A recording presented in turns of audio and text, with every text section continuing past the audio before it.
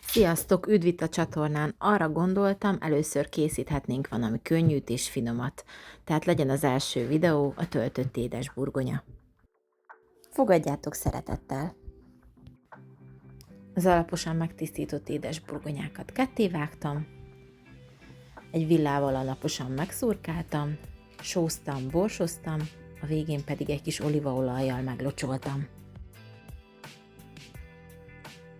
Egy tepsit kibérelek sütőpapírral, belehelyezem a burgonyákat, letakarom egy alufóliával, majd 175 fokon mehet a sütőbe 2 órára. 2 óra elteltével az édesburgonyák tökéletesen megpuhultak, és készen állnak, hogy betöltsük őket valami finomsággal. Szükségünk lesz egy kis kanára, nekem volt itthon fokhagyma, trapista sajt, póréhagyma és egy pár szempont koktélparadicsom.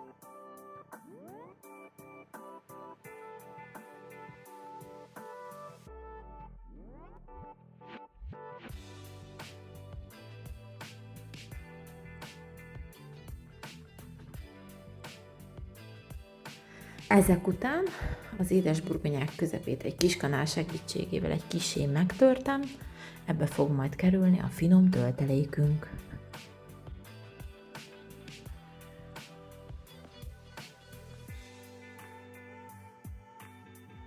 Itt adtam hozzá egy pici sót,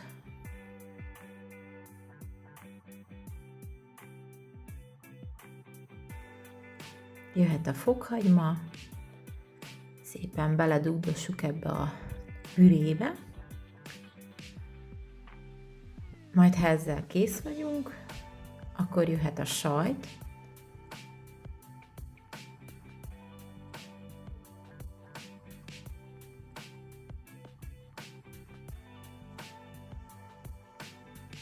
jól megpakoljuk, nem kell sajnálni, annál finomabb, minél több jut bele.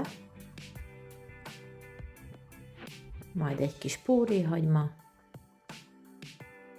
Ennek a tetejére én még tettem egy kis sajtot, hogy ne égjen meg a hagyma. Majd a legvégén mehetett rá a koktélparadicsom. További 5 percre fogom visszatenni a sütőbe 200 fokon hőlégkeveréssel. Jól megolvad a sajt, egy picit megsül a teteje, nagyon finom lesz. Egyébként bármivel megtölthetitek, amit szerettek, vagy ami a hűtőtökben akad. Íme a végeredmény, ami már önmagában is fantasztikus, viszont köretnek szerintem valami zseniális. Remélem tetszett ez a videó, és ti is kipróbáljátok majd. Ha igen, akkor jó étvágyat kívánok hozzá. Sziasztok!